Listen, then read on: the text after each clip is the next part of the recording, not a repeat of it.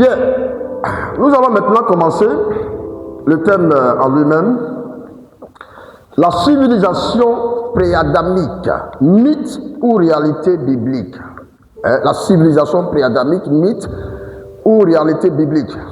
Quand on parle de mythe, un mythe, c'est un savoir. Un mythe est un savoir, mais qui est principalement issu de l'imagination. Donc c'est de l'imaginaire.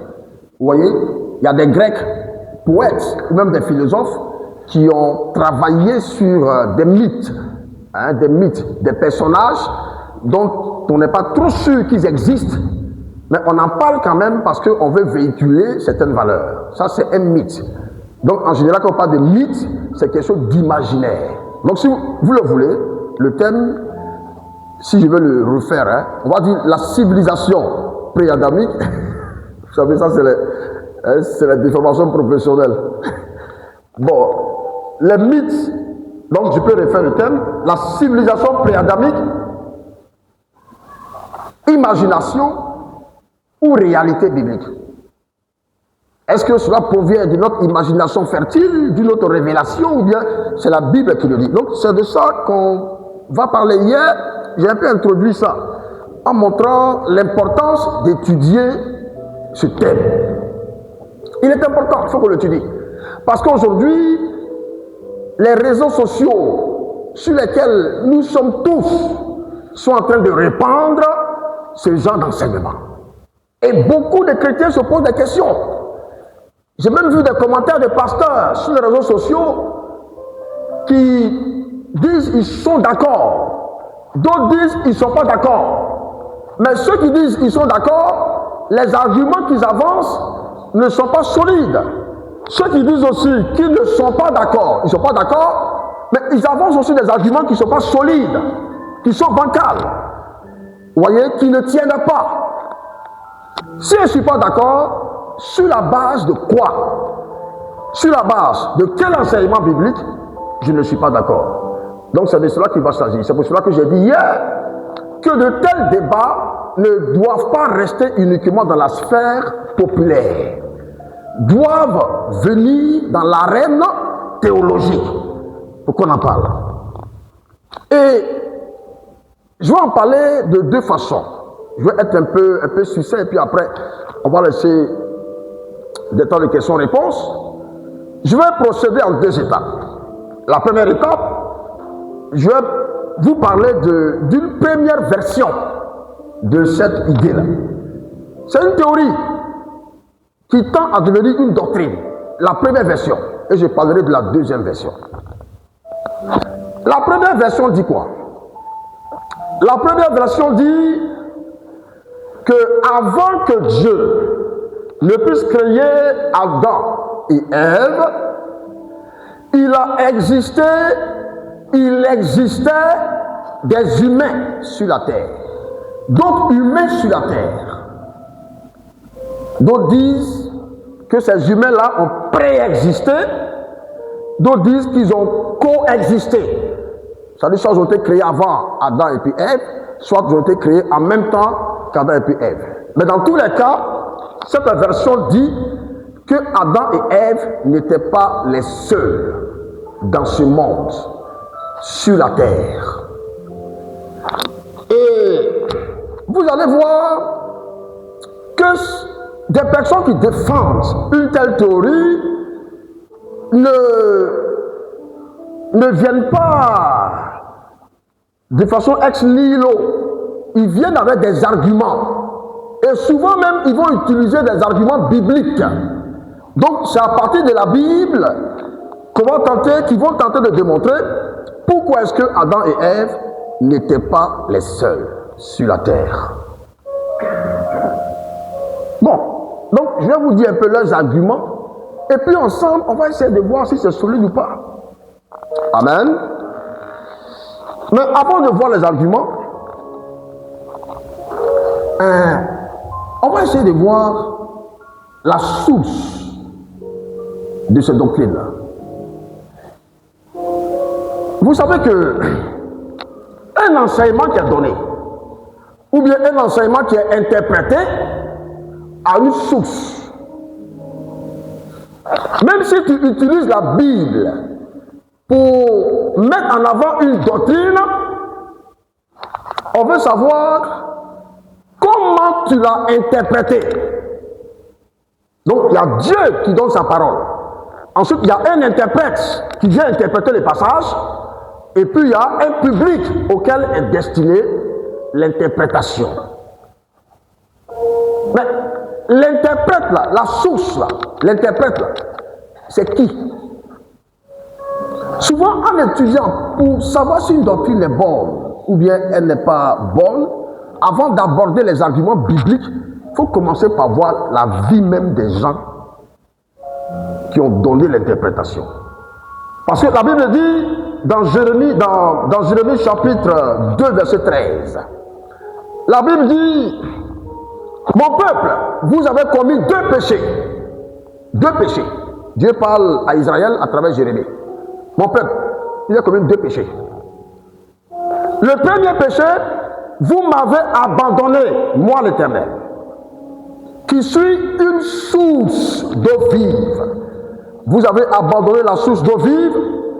Et deuxième péché, vous vous êtes creusé des citernes crévassées qui ne retiennent pas l'eau. Donc moi, Dieu, je suis une source d'eau vive, vous m'avez laissé. Et vous êtes allé prendre des sources qui sont crévassées, qui ne retiennent pas l'eau.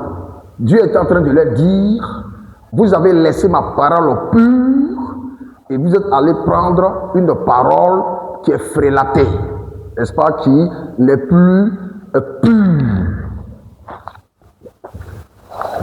Dans Jacques chapitre 3, verset 11, Jacques chapitre 3, verset 11, il est dit: est-ce que de la même source peut provenir à la fois l'eau douce et puis l'eau amère? Dans la Bible, l'eau représente à la fois le Saint-Esprit, mais c'est aussi la parole. C'est l'Esprit qui conduit dans toute la vérité. Mais est-ce que de la même source peut sortir l'eau amère? L'eau amère, c'est la mauvaise doctrine. Et l'eau douce, c'est la doctrine pure, la parole de Dieu. Donc, on va voir les sources. Ceux qui ont donné cette interprétation. Le premier, et ça, j'aimerais attirer votre attention, parce que c'est souvent ce que les gens ne disent pas. Quand vous allez voir, par exemple, sur Internet, des gens qui vont enseigner sur des doctrines, sur certaines théories. Moi j'ai l'un de mes pasteurs, j'ai l'un de mes fils en église qui est pasteur, qui est venu un jour me voir, qui dit: apôtre, je viens d'écouter un enseignement sur une prétendue civilisation pré-adamique. Mais apôtre, les arguments que l'homme de Dieu a avancés là, mais je pense qu'il doit avoir raison, hein? Oui, il doit avoir raison. Et j'ai rencontré un autre ami pasteur qui lui aussi m'a dit: apôtre, est-ce que tu es sûr que Adam et Ève là, ils étaient les seuls sur la terre à leur époque? Je lui dis: mais pourquoi tu me dis ça? Il dit: parce qu'il a écouté des enseignements là, les preuves bibliques qui ont été apportées là sont solides. Je dis: bon, vous voyez? C'est pour ça que j'ai dit à papa, à la conférence là, je vais un peu parler de ça. Donc avant d'aborder la preuve biblique là, il faut voir qui a donné l'enseignement. Parce que l'homme de Dieu qui a donné l'enseignement, ou les hommes de Dieu qui ont donné l'enseignement sur Internet, ils ne sont pas les premiers à le donner. Avant eux, au 4e siècle, je dis bien 4e siècle après Jésus-Christ. Donc ça date de longtemps. Il y a un empereur romain, il était d'abord général d'armée, après empereur romain, qui s'appelait Julien. Avec son nom, c'est Julius. On l'a francisé en Julien. Mais ce qui est bizarre, c'est que vous allez voir que dans l'histoire, son nom c'est Julien l'Apostat. Julien l'Apostat. Quand on dit apostat, c'est le mot qui a donné apostasie. Vous voyez? On parle de hérésie, on parle de apostasie. C'est Julien l'Apostat. Bon, il n'est pas né, hein, le nom apostat. Hein. C'est parce qu'il a fait là, les gens lui ont dit, toi tu es un apostat.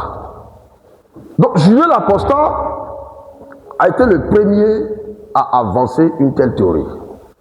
Maintenant, dites-moi, dans quel contexte il a apporté la théorie? En réalité, Julien l'apostat était le neveu de Constantin. Qui est l'empereur Constantin? L'empereur Constantin est le premier empereur romain qui a officialisé le christianisme en son temps.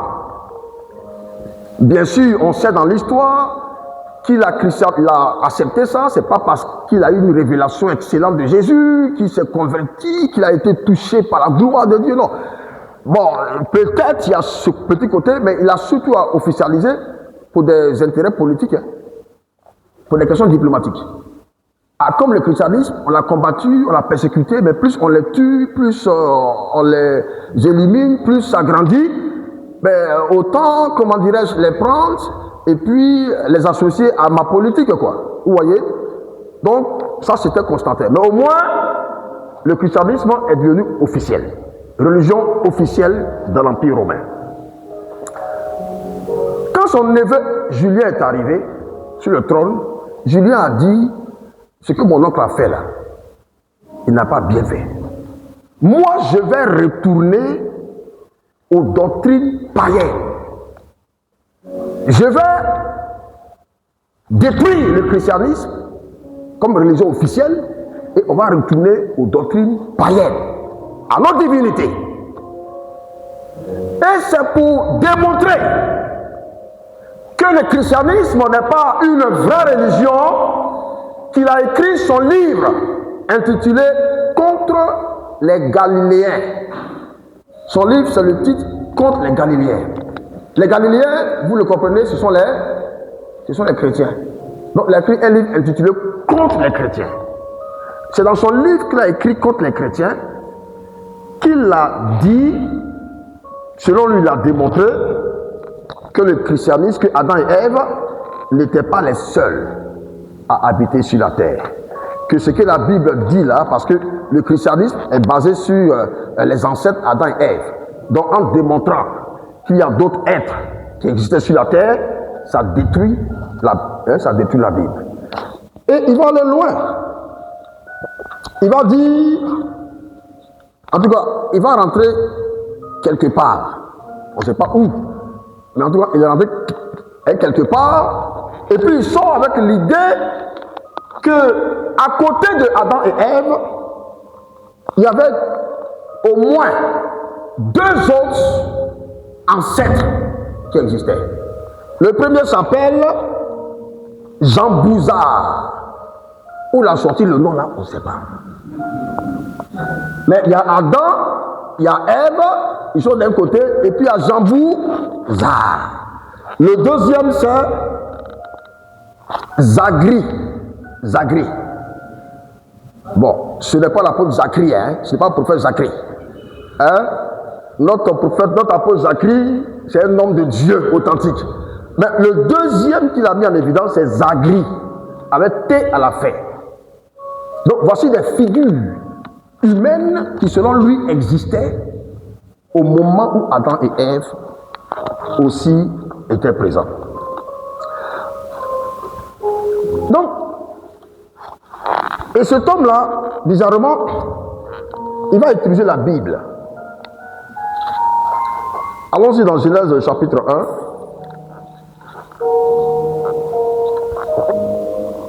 Je ne lirai pas ça, c'est juste pour que vous puissiez noter.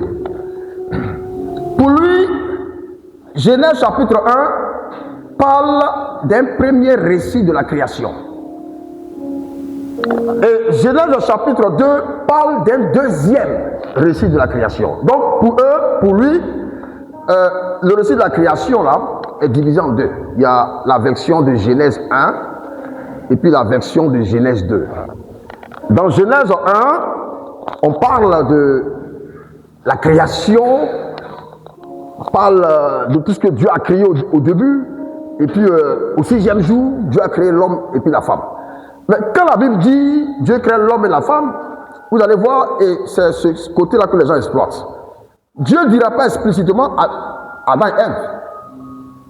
Quand vous lisez le chapitre 1, vous n'allez pas voir le mot Adam et Ève. Quand Dieu crée, on dit qu'il créa l'homme à son image, il créa l'homme et la femme. Vous allez voir, il n'est pas écrit qu'il l'appela Adam. Non. Aucun nom n'a été donné. Donc pour eux, ça veut dire que ça ne concerne pas Adam et puis Ève. Dans le chapitre 1 de Genèse, parle d'une autre création d'homme, mais ce n'est pas Adam et Ève. Pour eux, pour lui. Et c'est à partir, selon eux, de Genèse 2, qu'on va commencer à parler d'Adam et puis Ève. Donc il y a la deuxième création, le deuxième récit de la création. Vous savez, avant de continuer, j'aimerais dire, bon, en théologie, ceux qui font l'exégèse du livre de la Genèse, là, ils reconnaissent que, effectivement, la Genèse a deux récits de la création. Ok? Mais sauf que la vraie interprétation, c'est que le premier récit de la création, c'est un peu comme l'introduction. Dieu parle, et puis le deuxième récit de la création, Dieu l'écrit, il le révèle pour expliciter, pour détailler. Donc, au début, Dieu dit, il a créé l'homme et puis la femme, mais dans le deuxième récit de la création, Dieu va détailler, expliciter les choses. Comment il a créé exactement l'homme à partir de la poussière de la terre, et comment à partir de la côte de l'homme, il va créer ensuite la femme. Donc, il y a deux récits, mais sauf que le deuxième récit explicite et détaille le premier. Pour Julien l'apostat, il y a aussi deux récits. Mais le premier récit ne concerne pas Adam et puis Ève, c'est le deuxième qui le concerne. Vous voyez un peu déjà là où ils introduisent, où le venin vient de s'introduire. N'oubliez pas, il donne cette révélation, selon lui, sa révélation, pour enseigner contre les chrétiens, contre la Bible. Bon, quand tu comprends que la première théorie pré-adamite a été enseignée, édifiée pour attaquer la foi des chrétiens,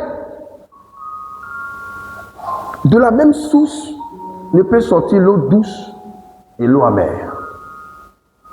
Donc, sans même entrer dans l'épreuve biblique, dès le départ, on peut dire, mais vous, là, votre doctrine là, a été créée dans un premier temps pour détruire la foi chrétienne.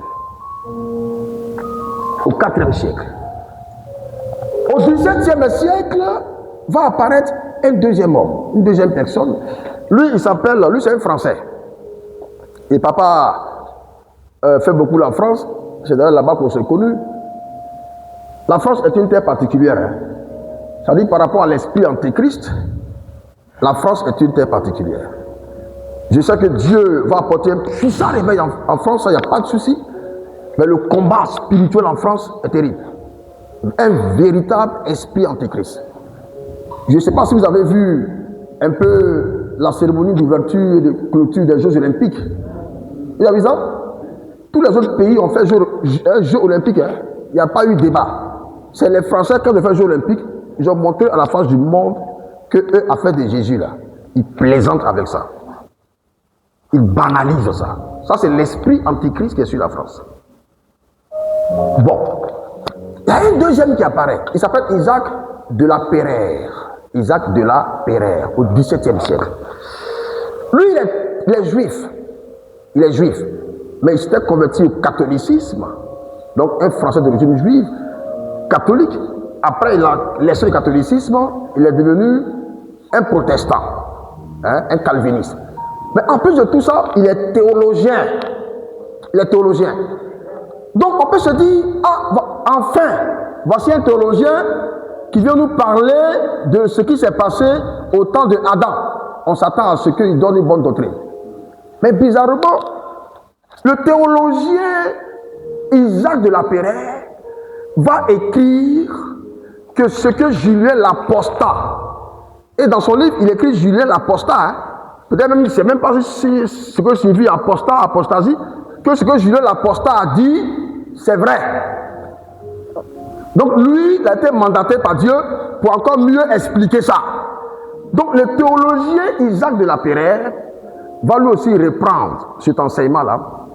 Et c'est d'ailleurs lui qui va promouvoir ça dans le monde. Pour lui aussi, le Genèse 1 parle de la création de l'homme, mais pas de Adam et puis Ève. Genèse 1 parle de la création des non-juifs, des gentils, ce qu'on appelle dans la Bible les païens, les gentils, les non-juifs. Les païens, les gentils sont les non-juifs. C'est eux Dieu a créé d'abord. Donc Dieu crée d'abord les non-juifs. Et puis dans Genèse 2, Dieu va maintenant créer Adam et Ève qui sont les ancêtres des Juifs. En d'autres termes, Adam et puis Ève là, je ne suis pas tes ancêtres. Hein. Ce ne sont pas mes ancêtres. Ce sont les ancêtres des Juifs uniquement. Selon l'enseignement de Isaac de Lapeyre, le théologien. Vous voyez, il y a de la bonne théologie, il y a aussi de la mauvaise théologie. Avant de rencontrer Papa Adadé, j'avais étudié la théologie.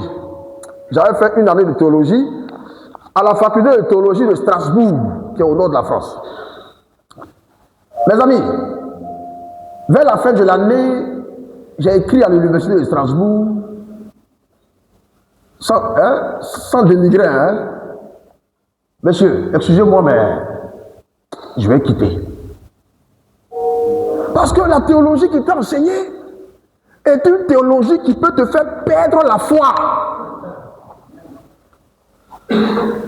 Ça peut te faire quitter la foi. Tu as l'impression que, c'est même pas l'impression, c'est vrai, c'est des connaissances qui enflent. Tu acquiers des connaissances en sociologie des religions, en anthropologie des religions, en histoire de l'Église. Il y a toutes ces choses-là. Certains enseignements qu'ils ont appuyés sur les sacrements. La dernière fois, lors des soutenances, il y a notre Père qui a dit à l'un des impétrants, attention, hein, toi, ce que tu es en train de dire dans ton mémoire là, c'est plus le courant catholique que tu parles trop des sacrements, que le mot sacrement, c'est pas dans la Bible. Hein. Donc les gens nous ont enseigné des choses bizarres. Je me rendais compte au fur et à mesure que j'avançais, ma foi était en train de se scléroser. Faites attention par rapport à l'enseignement que vous recevez. La véritable théologie est un enseignement qui vous ouvre à la dimension de l'esprit, qui vous ouvre à la dimension de la révélation. Amen. Amen. J'ai écrit, je suis sorti. Et ça n'a pas duré. Dieu a amené son serviteur en France. Quand j'ai entendu qu'il y a un théologien qui vient d'une forme de théologie américaine et qui enseigne en Afrique, en Côte d'Ivoire et autres, je me suis inscrit. Et on allait suivre la formation. Et là, j'ai vu la différence entre la théologie selon le cerveau et puis la théologie selon l'esprit. Amen. Amen. Donc, vous voyez, le théologien Isaac de Lapeyre qui vient pour enseigner, ce n'est pas de la théologie selon la parole. Parce qu'il va exactement suivre le chemin de Julien l'apostat. Et une autre chose, pour comprendre que l'origine même de cette doctrine-là, elle est bizarre, elle est fausse.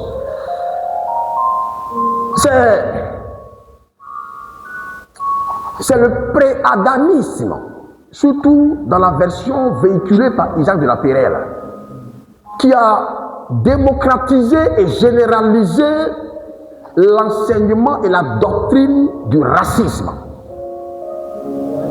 Oui. Parce que quand il a écrit son livre, et son livre est intitulé Le préadamisme, c'était en latin.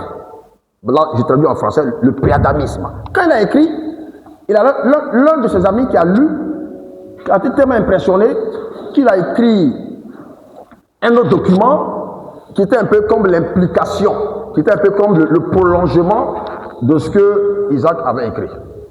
Et le prolongement, la suite logique, c'est de montrer qu'il y a une catégorisation entre les races.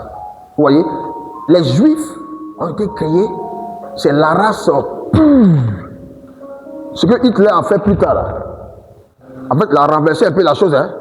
Il a dit que vous là, au XVIIe siècle, vous avez enseigné que c'est les Juifs qui sont la race pure. Moi, Hitler, je vous dis que la race pure, là, c'est nous, les Ariens. Et vous, les Juifs, vous êtes en bas. Vous voyez? Donc, à leur époque, déjà, ils ont catégorisé. Il y a les Juifs qui sont... Voilà.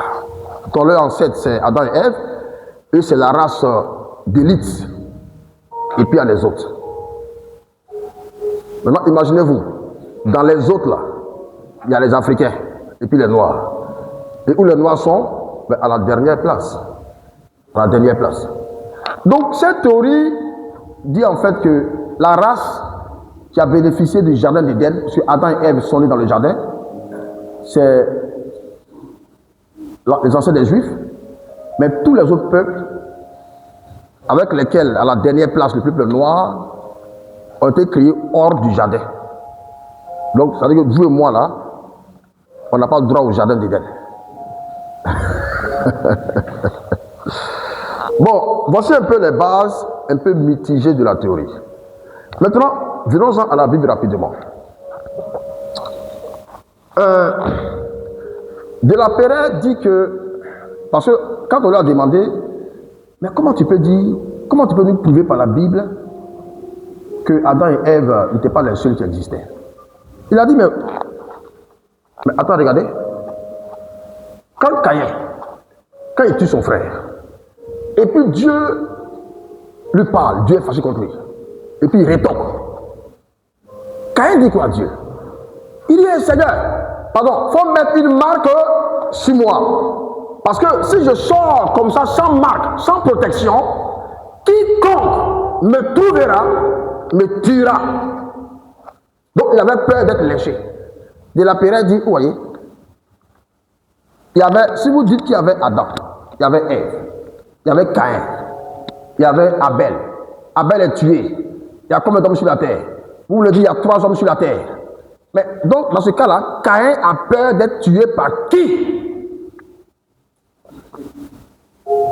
Donc, s'il dit qu'il a peur d'être lynché, c'est qu'il y a d'autres hommes qui existent. Et d'ailleurs, c'est exactement ce que je vous disais. Ces hommes-là ont été créés hors du jardin. Donc, c'est d'eux que Caïn avait peur. Vous voyez que ça paraît intéressant, hein? Ça paraît un peu solide. Ça paraît solide, hein? C'est ça là que mon pasteur a écouté, l'un de mes pasteurs a écouté, et puis il a dit, apôtre, on dirait c'est vrai, hein? On dirait c'est vrai. Deuxième raison avancée, la Bible dit un peu plus tard que Caïn s'est marié. Mais il s'est marié avec qui? Parce qu'on n'a pas vu que c'est écrit qu'il y a une autre petite fille qui est née dans les parages. Donc c'est quelle femme l'a mariée? Donc vous voyez, c'est encore des rappels qui disent ça. Vous voyez, c'est la deuxième preuve que ce que j'ai dit là, c'est vrai. La troisième preuve, on dit aussi que Caïn a bâti une ville. Quand on bâtit une ville, c'est pour héberger 2 ou 3 personnes. S'il y a 2 ou 3 personnes, on ne dit pas j'ai bâti une ville, on dit j'ai bâti une maison. Ou bien elles vont. Mais s'il y a bâti une ville, c'est qu'il y a plusieurs maisons, il y a un nombre minimal de personnes à partir desquelles on parle de ville. Ces hommes-là, ils étaient où? Vous voyez, c'est des arguments qui sont avancés, mais en même temps, utilisons la Bible simplement pour montrer que c'est vraiment faux. La Bible dit, pour ceux qui notent, vous pouvez noter Genèse chapitre 4, verset 25. Genèse 4, 25. Au moment où Caïn a tué Abel, la Bible est très claire. La Bible dit que Adam était âgé de 130 ans. Adam. Au moment où Caïn tue Abel, Adam a 130 ans.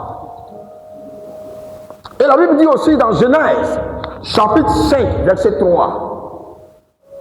Dans Genèse, chapitre 5, verset 3, la Bible dit que Adam eut encore des fils et des filles.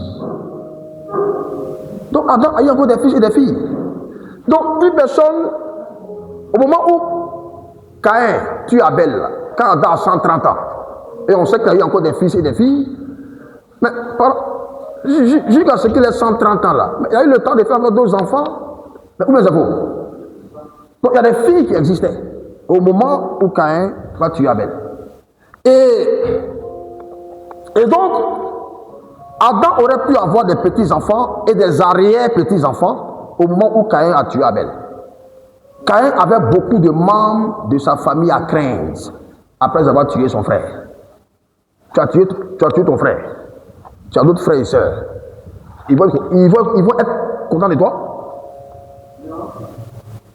On a vu que l'une des raisons pour lesquelles il y a eu une guerre fratricide parmi les enfants de David, non? Le roi David. Il y a un qui a violé, Tamar. Le frère, même père, même mère de Tamar, l'a tué. Bon, ouais, après ce qui s'est passé un peu dans la famille. Donc, dans la famille d'Adam et Ève, de telles choses, les gens ont gardé dedans contre Caïn. Quand Caïn passait, les gens le regardaient d'un coin de l'œil. C'est de ça Caïn parle. Deuxième chose, c'est que, on dit, mais quelle femme Caïn a épousée? Mais écoutez, à l'époque, et d'ailleurs, il y a, quand on lit bien, vous allez voir que Caïn a vécu pendant longtemps. Il a dépassé plus de 300-400 ans. Donc, bon, la Bible ne dit pas explicitement le nombre d'années qu'il a vécu, mais on peut supposer lui donner la moyenne de l'âge à cette époque-là. 800 ans, 900 ans, 700 ans par là. Bon, un gars qui a vécu 900 ans, supposons que chaque 30 ans, on fait un enfant. Bon, à 30 ans. On a nos enfants à 30 ans. Papa Caïn a fait son premier enfant à 30 ans. Qui lui aussi a fait son premier enfant à 30 ans. Qui lui aussi a fait son premier enfant à 30 ans. Si Caïn a eu 900 ans, c'est qu'il y a au moins 30 générations, 30 arrière-petits-fils qui sont arrivés. Parmi eux, des fils et des filles. Donc, il a pu bâtir une ville avec cela. Et pour les enfants, n'est-ce pas, d'Adam, également qui a des filles, il a dû marier l'une de ses filles là. Maintenant, on va dire, mais attends, s'il marie sa soeur, mais c'est de l'inceste, ou bien s'il marie sa cousine, ou bien ça. Non, l'inceste a été puni dans la Bible uniquement à partir de la loi de Moïse. Avant la loi de Moïse, l'inceste n'était pas un péché. Et pourquoi Dieu interdit ça? Il interdit ça parce que on voit même que les gens vivaient 900 ans. Mais au fur et à mesure, ça tombait à 120. Après, on a Moïse qui meurt à 120. Après, les gens mouraient même à 90 ans, à 80 ans, et ainsi de suite. Donc, il y a une dégénérescence, une dégradation dans la biologie. Donc, c'est avec cette dégradation-là, au niveau génétique, au niveau ADN, qu'il a commencé à avoir des dangers. Et donc, Dieu a dit non, à partir de maintenant, là, il y a tellement de dégénérescence, n'épousez pas un membre de votre famille. Amen. Amen. Donc, vous voyez qu'on démontre assez facilement et très facilement cette thèse de la Pérée. Ça, c'est la première version du préadanisme. La première version. Donc, c'est une version qui est facilement, on peut la démonter facilement. En prenant l'origine de la doctrine, ceux qui ont créé cette doctrine-là, le premier qui l'a créé, il a créé contre les chrétiens. Julien l'apostat. Le deuxième qui l'a généralisé de façon à ce que ça aboutisse à des doctrines racialistes et racistes. Oui. Il y a la plupart des racistes au niveau des États-Unis, lorsqu'il y avait encore l'esclavage, ont justifié l'esclavage à partir de la doctrine d'Isaac de la Pérée. Bon, la source du préadanisme est dangereuse. Ce n'est pas de l'eau douce, c'est de l'eau amère. Mais ça, ce n'est que la première version. La deuxième version de la théorie est arrivée. Et là, elle est encore plus subtile. C'est la version même qui a failli tuer mon pasteur. Et c'est la version même qui est enseignée sur Internet actuellement. Cette version dit quoi? Elle dit que, bon, on demande facilement que des gens qui ont vécu avant Adam et Ève, ça ne tient pas théologiquement. Des gens qui ont coexisté avec eux, ça ne tient pas théologiquement. Mais ce qui tient théologiquement, selon eux, c'est le fait de dire le monde qui a existé avant Adam, là, ce n'étaient pas des hommes et des femmes qui étaient là. C'était des animaux. Et on donne des exemples. Les dinosaures, les tyrannosaures. Parce qu'on a retrouvé les traces visibles de ces animaux-là. Mais la Bible ne parle pas d'eux quand on parle des 6 jours de création, là. Donc eux, ils étaient où? Eux, ils disent, eux, ils étaient dans le monde pré-adamique. Donc la civilisation pré-adamique, ce ne sont pas des hommes qui existaient avant Adam, ou des femmes, ou qui ont coexisté, mais c'est plutôt un univers qui existait, où il y avait, n'est-ce pas, des dinosaures, des reptiles, des animaux et autres, et ce premier monde-là a existé pendant des milliards d'années. Des milliards d'années. C'est quand les milliards d'années sont passées qu'il y a eu un cataclysme, une catastrophe. Et quelle est la catastrophe? Satan, Lucifer, s'est rebellé au ciel contre Dieu. Et Dieu l'a jeté sur la terre. Et quand Satan, Lucifer, tombe sur la terre, ça détruit la terre, il y a explosion sur la terre, et tous les dinosaures meurent, les tyrannosaures meurent, tous les reptiles meurent, et donc le monde est dans un chaos, la terre était informe et vide. Dit autrement, la terre est devenue informe et vide. Voici la deuxième interprétation. Et cette interprétation-là, les gens la donnent en disant c'est la seule interprétation qui est compatible avec la science. Parce que la science dit que la Terre existe il y a des millions et des milliards d'années. Que les dinosaures ont existé il y a des centaines de milliers d'années. Par la datation au carbone 14. Par la science géologique et astronomique, on démontre ça. Dans ce cas-là, vous vous dites que Dieu a créé le monde en 6 jours. Si c'est le cas, c'est que le monde a moins de 10 000 ans. De 10 000 ans. Si le monde a moins que 10 000 ans, il y a contradiction avec la Bible, plutôt avec la science. Donc ce n'est pas correct. Donc vous voyez, la seule explication qu'il donne,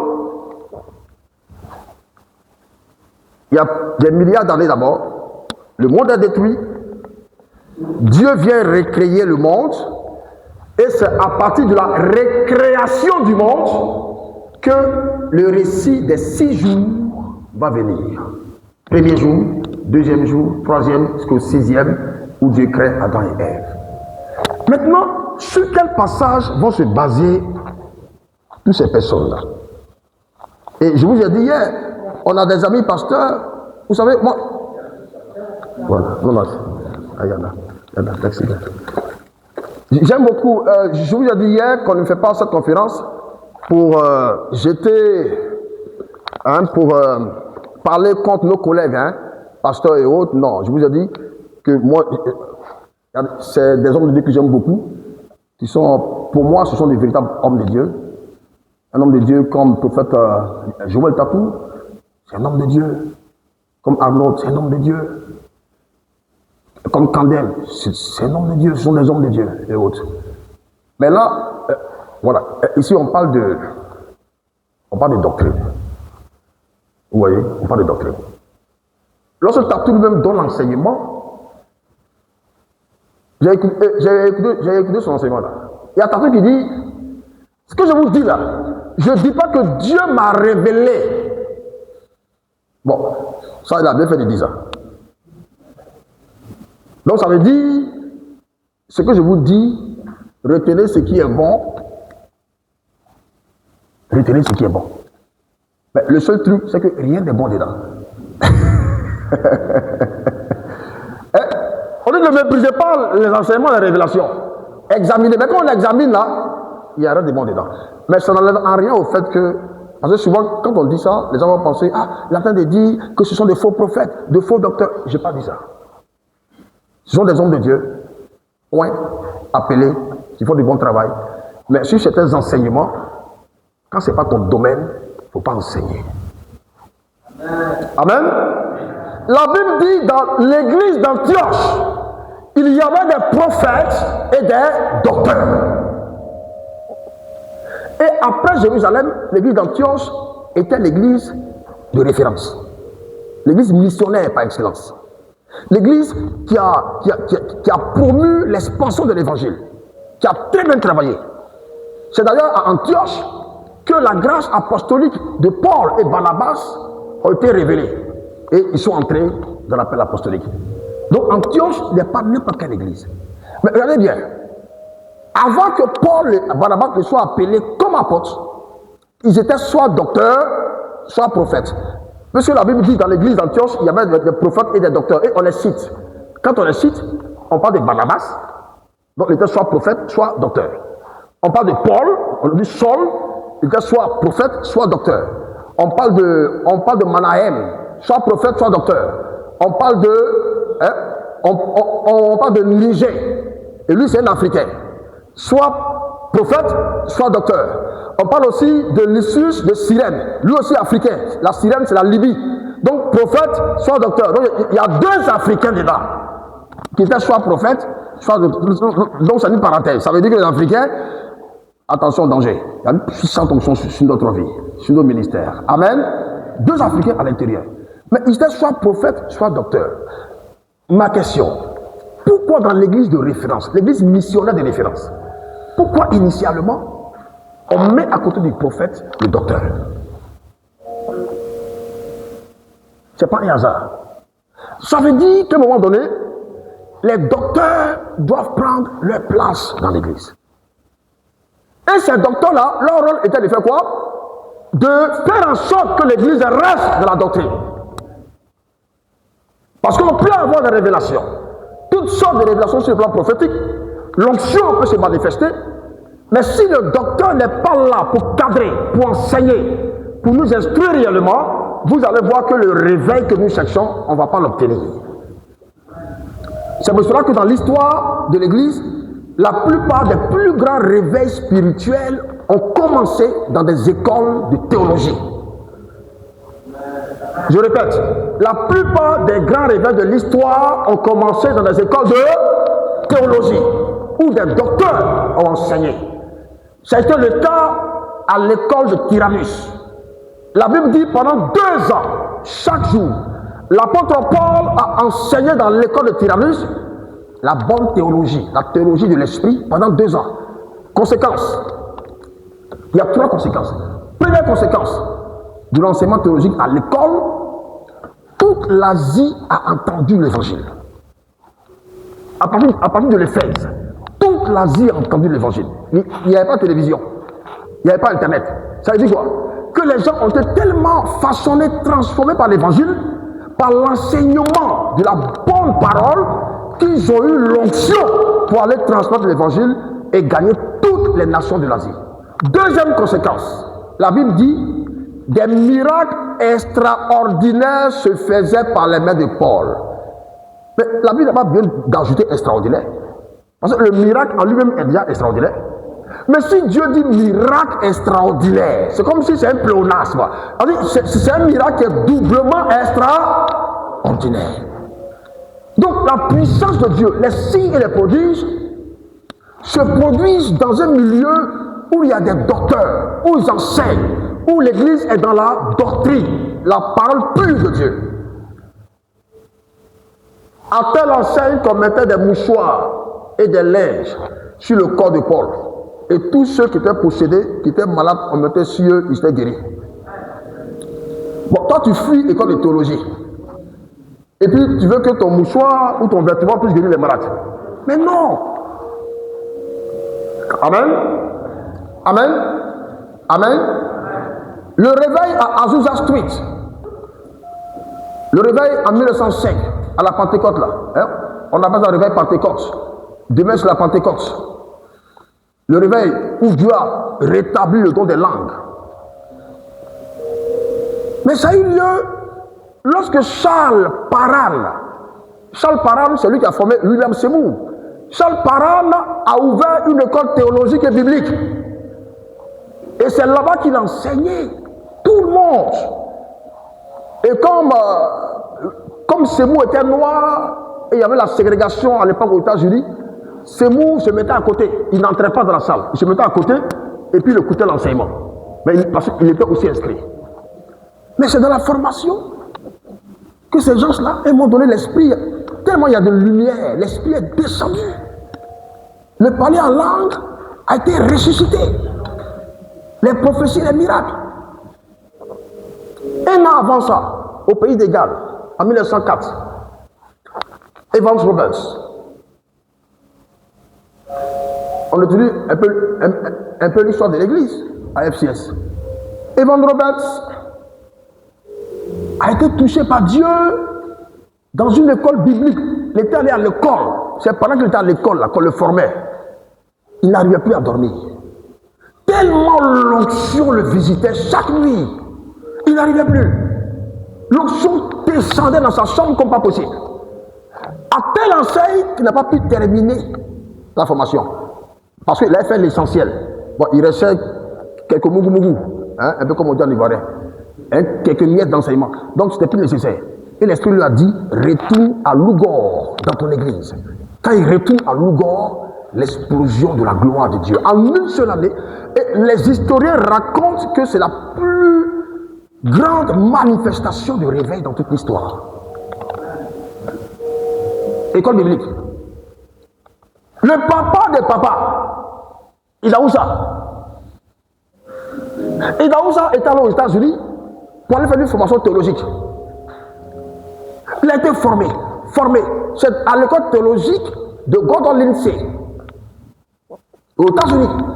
À un moment donné, Idaoussa ne pouvait plus, comme Evan Roberts. Il y a le feu du réveil qui brûlait tellement lui qu'il allait voir Gordon Lindsay pour dire, papa, j'ai reçu les enseignements. Bon, c'est vrai, ce n'est pas encore terminé. Je vais terminer le reste à distance. À distance. Mais pour l'instant, chaque fois que je dors, il y a le fardeau du Nigeria et de l'Afrique qui est sur mon cœur. C'est tellement fort. Je sens une telle onction sur moi. Je ne peux pas rester. Il faut que je parte.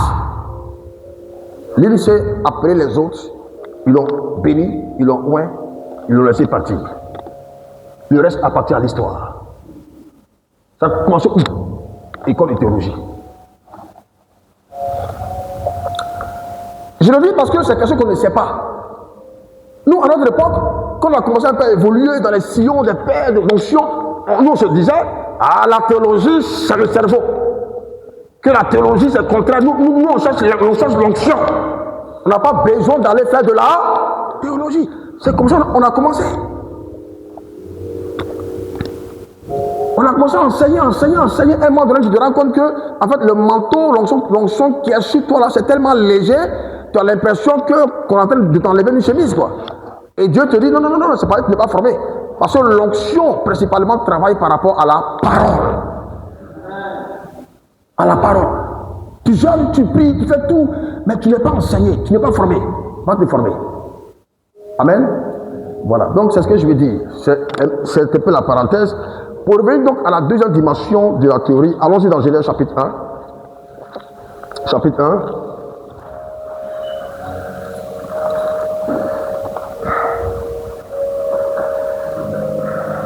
Vous voyez, la deuxième théorie là, elle dit, donc la deuxième version de ce que j'ai expliqué là, ils disent en gros que,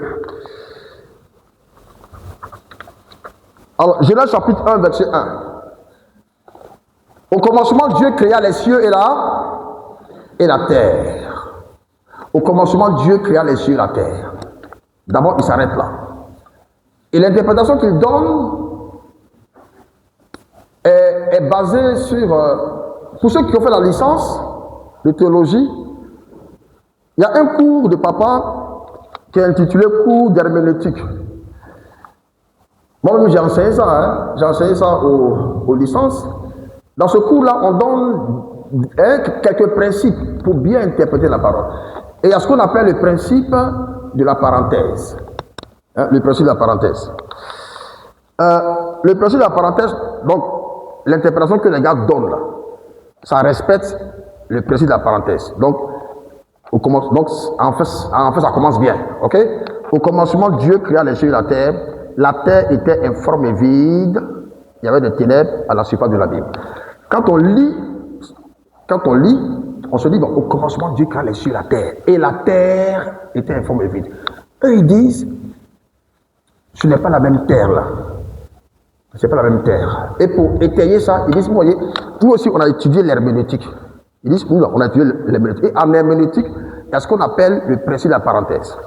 Le principe de la parenthèse dit, c'est le principe de révélation divine par lequel Dieu, dans l'Ancien Testament, ignore volontairement certaines périodes de temps, parfois en sautant des siècles, voire des millénaires, sans le noter ou le mentionner. Donc souvent, entre deux passages de la Bible, ou dans la même phrase de la Bible, hein, c'est un peu comme quand on parle de Jésus dans Ésaïe, l'Esprit du Seigneur est sur moi parce qu'il m'a oint pour... Vous voyez, quand on cite tout, on termine par quoi? Pour publier une année de grâce de l'Éternel, et puis il y a une suite, et pour aussi publier le jugement de l'Éternel. Mais quand Jésus va expliquer ça dans Luc, le chapitre 4, Jésus va tout citer, sauf publier le jugement là. Vous voyez? Donc ça veut dire que dans la même phrase là, publier une année de grâce de l'Éternel, virgule, et une période de jugement, le et là, c'est pas un et de une seconde, hein, c'est un e de milliers d'années. Parce que Jésus est venu il y a 1000 ans, il y a plus de 2000 ans. Il a prononcé la grâce, mais le jugement n'est pas encore arrivé. On appelle ça la parenthèse. Souvent dans la même phrase, ou les deux phrases, tu as l'impression qu'on saute d'un à un autre, hein, en 2 secondes. Non, souvent c'est des milliers d'années. Donc eux, ils utilisent ça aussi. Ils disent, oui, ces deux passages-là, entre Genèse chapitre 1, verset 1, et Genèse chapitre 1, verset 2, il y a des milliards d'années. Donc, au commencement, Dieu crée les cieux et la terre, c'est la perfection. Tout est parfait. C'est pas informe et vide. C'est parfait. Et puis, il se passe quelque chose que la Bible va expliquer ailleurs. Et eux, ils disent quoi? Pour voir ce qui s'est passé là, il faut utiliser le principe de la mention progressive. C'est un autre principe d'exégèse qui dit que pour comprendre le sens d'un texte, il faut prendre le texte en lui-même, mais il faut aller prendre après d'autres textes. Parce que la révélation, elle est donnée de façon progressive. Donc Dieu a donné ça d'un premier temps, et pour savoir pourquoi la terre est devenue informe et vide, il faut aller prendre l'histoire de Lucifer, là, où Dieu l'a jeté du ciel là, pour tomber sur la terre. Parce que quand il tombe sur la terre, la Bible dit dans Ésaïe que Satan, Lucifer, il devient le vainqueur des nations, le destructeur. Donc ça veut dire que sa tombée sur la terre correspond à une destruction. Et ils disent, c'est la destruction qui a eu lieu du verset 1 au verset 2. Dans le verset 1, c'était net. Dans le verset 2, la terre est devenue informe et vide parce que tout était détruit. Et ça détruit aussi les dinosaures et tous les animaux bizarres qu'on a vus, qu'on voit, et que les archéologues ont découvert par la suite. Bon, donc, ils utilisent aussi le principe du contexte, hein, pour citer d'autres passages. Pour ceux qui notent, essayez de prendre aussi, regardez, il cite aussi Ésaïe 45, verset 18, Ésaïe 45, 18, qui dit, « Voici ce que déclare l'Éternel qui a créé le ciel, lui qui est Dieu et qui a fait la terre, qui l'a formé et affermi. Il ne l'a pas créé à l'état chaotique. » La Bible dit effectivement dans Ésaïe 45, Dieu n'a pas créé la terre à l'état chaotique. Or, le mot chaotique ici est un mot qui renvoie à tohu bohu, qui est exactement le mot de informe et vide. Informe c'est tohu, vide c'est bohu. Donc il dit, voilà, ouais, c'est ce qu'on dit là. Que la terre Dieu ne l'a pas créée à l'état chaotique. Donc si la terre est devenue chaotique, c'est parce qu'il s'est passé quelque chose. Donc quand dans Genèse 1, on dit Dieu crée les cieux et la terre n'est pas chaotique. Tout est parfait.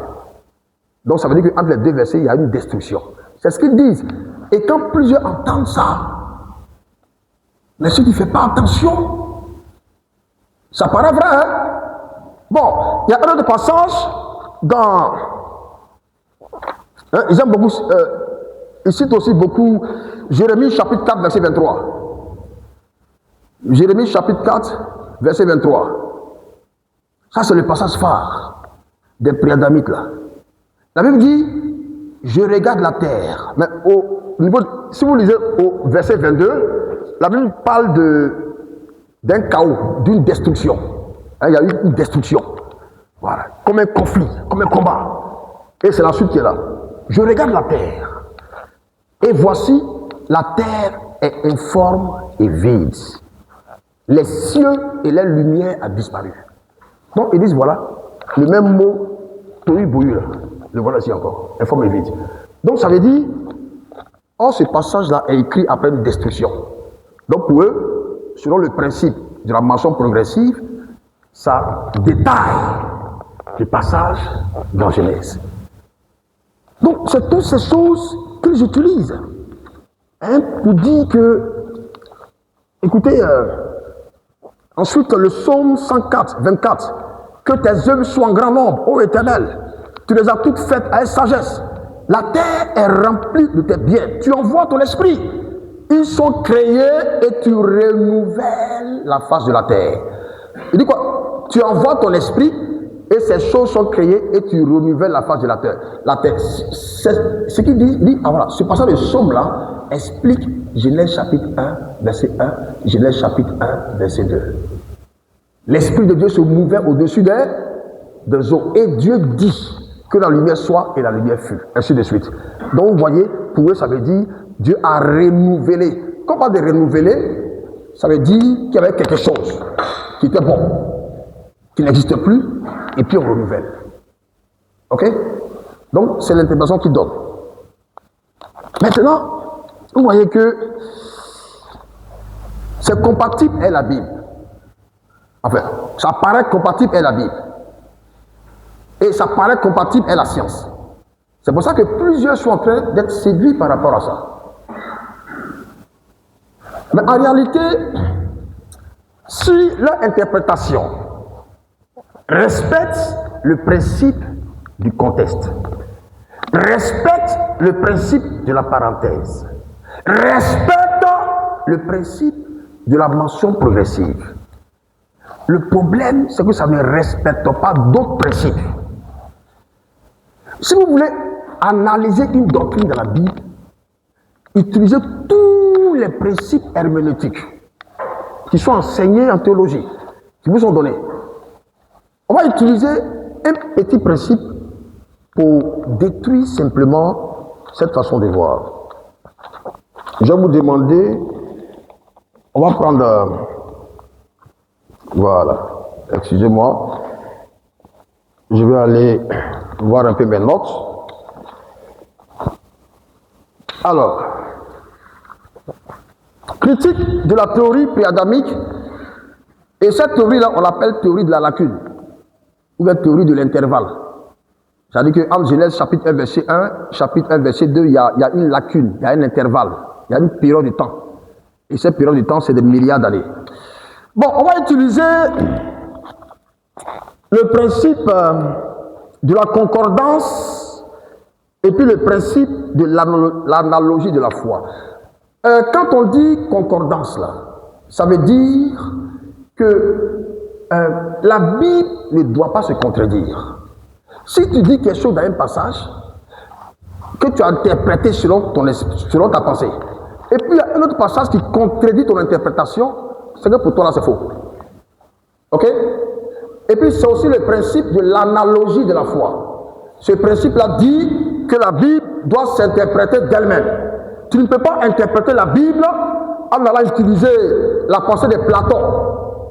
Ah, ce passage de la Bible est vrai parce que Aristote a dit. Ça ne marche pas. Cette doctrine est exacte parce que Jean-Paul Sartre a dit. Non.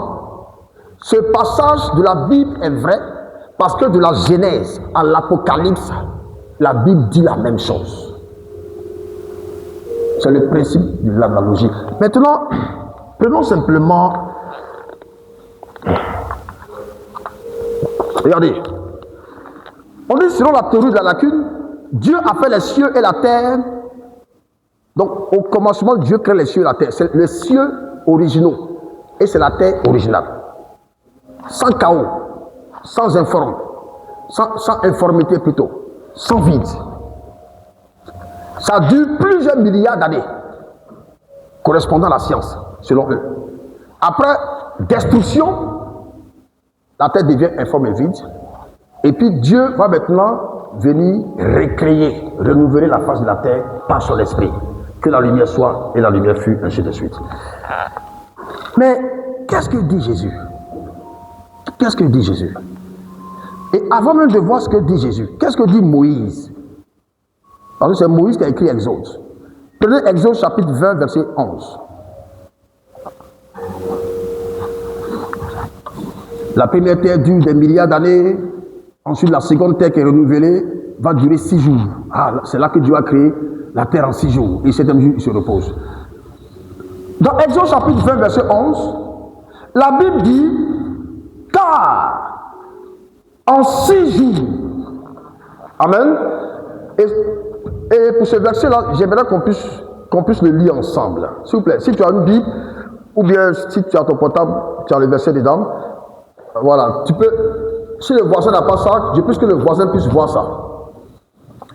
Ça, c'est l'argument phare que vous pouvez prendre pour montrer que cette doctrine est fausse. Hein, on va lire ensemble. Hein. Je ne sais pas si on a la même version. En tout cas, essayons de voir au niveau de la version seconde. Exode chapitre 20, verset 11. 1, 2 et 3. Car en 6 jours, l'Éternel a fait les cieux, la terre et la mer et tout ce qui y est contenu. Et il s'est reposé le 7e jour. Car en 6 jours, Dieu a créé les cieux, la terre et la mer. Maintenant, je vous pose la question. Ça, maintenant, c'est moi qui vous pose la question et que quelqu'un se lève pour répondre à ça. Est-ce qu'on peut donner un micro à quelqu'un pour qu'il puisse répondre à ma question? Voilà, dans le micro à une personne, je pose la question et puis celui qui veut répondre lève la main, on te donne le micro. Bon, les préadamites disent que quand la Bible dit Dieu a créé, au commencement Dieu créa les cieux et la terre. On dit bien les cieux et puis la terre. Ils disent, ça c'est les premiers cieux et puis la première terre. Il n'y avait pas de chaos, il n'y avait pas de désordre, c'était parfait. Il n'y avait pas des hommes, des femmes, mais il y avait des dinosaures, il y avait des tyrannosaures, il y avait tous les fossiles qu'on a découverts. Et c'est après ça a été détruit. Donc les cieux et la terre ont été créés il y a des milliards d'années. C'est ça, non? Que dit ici Exode chapitre 20? En 6 jours, Dieu a créé les cieux, la terre. C'est le même mot cieux, le même mot terre qu'il y a dans Genèse chapitre 1, verset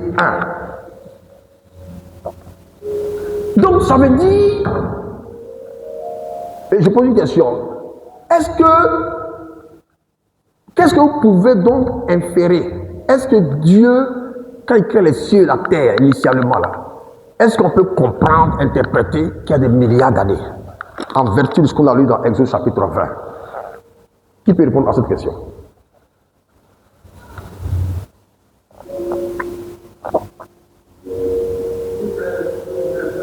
La question? Les préadamites disent, Genèse 1, 1, quand je dis au commencement Dieu crée les cieux et la terre, c'est les cieux et la terre qui ont été créés il y a des milliards d'années. Maintenant, quand après on dit la terre était informe et vide, il y a eu destruction. Et puis après, Dieu parle que la lumière soit. Donc Dieu renouvelle. Et il va commencer à créer à partir de donc en 6 jours. Donc si on comprend bien, pour eux, le monde a été créé en 2 étapes. Une première étape où la terre, les cieux et la terre ont duré des milliards d'années. Il y a un point intermédiaire où il y a destruction. Et ensuite, les 6 jours de création, là, c'est la deuxième terre là, que Dieu crée. Mais quand on lit le passage de Exode 20, est-ce qu'on peut adhérer à ça? Moi, mais je vous pose la question. Il faut, voilà, donne le micro au frère. Merci. Donc, quand on lit le passage, on voit que ici, l'Éternel crée les cieux et la terre, c'est en 6 jours qu'on voit ça. En 6 jours. En 6 jours. Il n'y a pas, on n'a pas dit, il a créé les cieux et la terre, il y a des milliards d'années, et puis après il a recommencé pour faire tout. Non, non, non, on ne parle pas de ça. Oui, d'autres personnes? Moi, déjà, pour répondre là-dessus, c'est même pas uniquement l'exode ce qu'on vient de dire, mais en Genèse 1, on ignore le premier mot, on dit au commencement. Quand Dieu dit au commencement, c'est le commencement de tout. C'est ça. Il n'y a rien avant. Au commencement. Et il ignore au commencement. Non, non, il n'ignore pas. Non, non, lorsque tu dis ça, quand ils disent au commencement, si j'avais un tableau, j'allais faire quelque chose. Mais regarde, bon, c'est comme s'il y a un tableau. Hein? C'est comme s'il y a un tableau. Il y a le commencement. Au commencement, Dieu crée. Ok? Donc, on parle de ce commencement-là. Et puis, il crée les cieux et la terre. Donc, quand on parle de ce point zéro, il y a des milliards d'années. Ok? Il y a des milliards d'années. À partir, donc quand on arrive à ces milliards d'années, il y a un point de chute où Lucifer tombe sur la terre et tout est détruit sur la terre. Et c'est là maintenant, Dieu va recommencer. Là, ce n'est plus un commencement, c'est un recommencement. Vous voyez? Pour eux, c'est un recommencement. Donc quand ils disent au commencement, Dieu crée les cieux et la terre, ils ne disent pas, comment dirais-je, ce n'est pas un commencement par rapport à Adam et puis Ève, et pas par rapport à la terre. Ok? Donc, c'est ce que votre ami a dit. C'est-à-dire qu'on ne peut pas. La Bible dit clairement, Dieu a créé les cieux et la terre en 6 jours. Donc, moi, je n'ai pas le droit d'aller mettre des milliards d'années avant ou après. Après, ce qui peut être fait, c'est maintenant peut-être une exégèse, une interprétation des 6 jours. Voilà, ça c'est où, si vous voulez interpréter ça. Mais n'allez pas me dire qu'avant les 6 jours, là, il y avait des milliards d'années à partir desquelles des choses ont été faites. Oui? Vas-y. Voilà, parce que le nom, parce que la Bible parle dans, ça c'est le passage, mais la Bible dit qu'un jour devant Dieu égale 1000 ans. Donc supposons que si on parle de 6 jours, on considère qu'il faut moins 6000 ans. Parce que quelque part la Bible dit un jour est égal à 1000 ans. Bon, là, on est en train de parler de l'interprétation des 6 jours. Mais même si on interprète les 6 jours comme ça, que ce n'est pas 6 jours de 24 heures, que si c'est 1000 ans, vous voyez que ça fait 6000 ans, plus encore 6000 ans, ça fait 12 000 ans. C'est ce que je disais. La Terre tourne autour d'une dizaine de milliers d'années selon. Voilà. Maintenant, aller ajouter des milliards d'années avant tout ça, même là, c'est incongru. Ok? Voilà. Car en 6 jours, l'Éternel a fait les cieux, la terre et la mer. En 6 jours. Ok? Donc, quand on dit au commencement, Dieu créa les cieux, la terre, tout ce qu'il a fait là, hein, ça tient en 6 jours. Maintenant, l'interprétation des 6 jours, ça c'est autre chose. Ok, maintenant, en dehors de ça même, en dehors de ça, vous voyez que dans Marc le chapitre 10, verset 6, dans Marc chapitre 10, verset 6,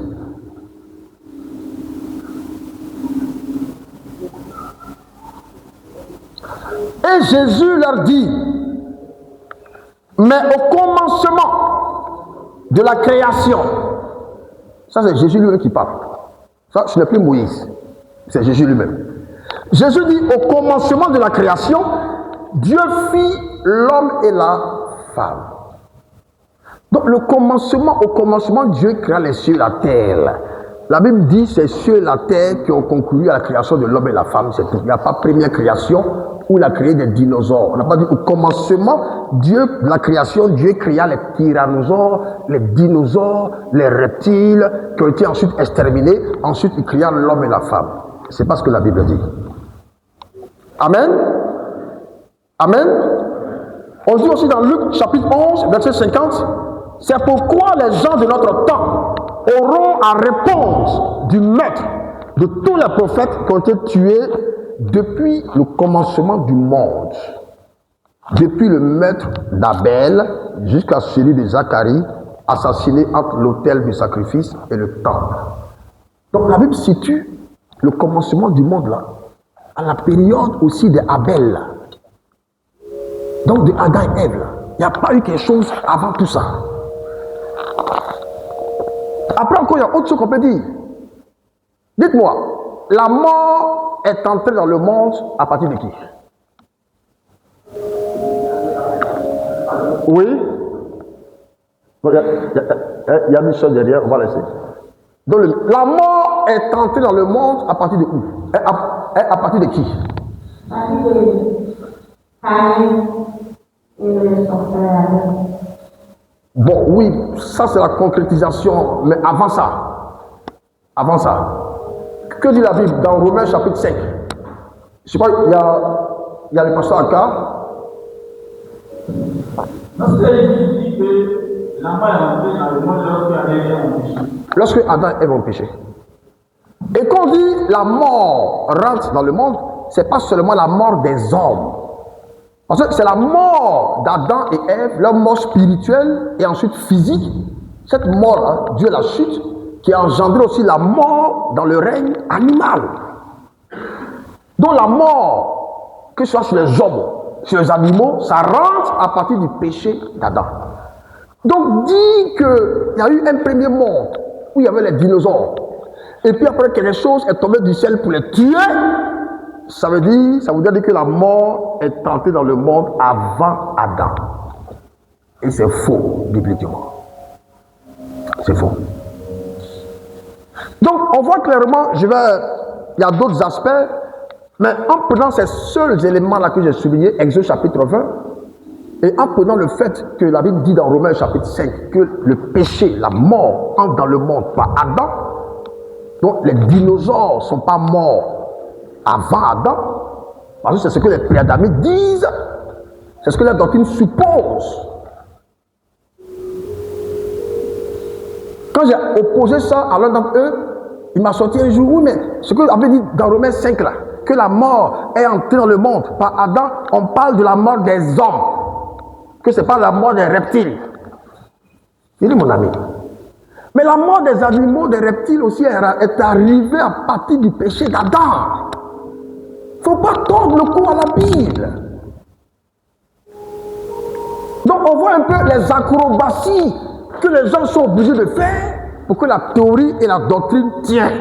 Mais ça ne tient pas. Parce que ça va respecter le principe de la parenthèse, le principe du contexte, le principe de la mention progressive, mais ça ne respecte pas le principe de la concordance, où la Bible s'interprète d'elle-même. Les paroles de Moïse et les paroles de Jésus contredisent une telle théorie. Ça ne respecte pas le principe de l'analogie de la foi. Donc, sur le plan herméneutique, déjà, on peut rejeter une telle doctrine. Maintenant, en conclusion, ce que je veux dire, c'est qu'il y a un autre danger qui est lié au préadamisme. Un autre danger. Bon, qu'est-ce que tu dois fouiller avant Adam? Tu dois chercher quoi? La Bible nous dit, et papa l'a dit un peu tout à l'heure, ce n'est pas le premier Adam qui nous intéresse. L'échec et la chute du premier Adam nous font comprendre que Dieu lui-même doit venir sur la terre pour être Adam. Aucun homme ne peut être un véritable et un Adam parfait. Et Dieu est venu sur la terre à travers qui? Le second Adam. Et c'est le second Adam qui nous intéresse. Le premier Adam est né adulte. Il est né avec toutes ses dents au complet. Mais le second Adam est né. Il a grandi. Il a marché sur la terre. Il a prêché la parole. Il est mort sur la croix. Et par-dessus tout, il est ressuscité. Alléluia. Donc, c'est ça qui nous intéresse.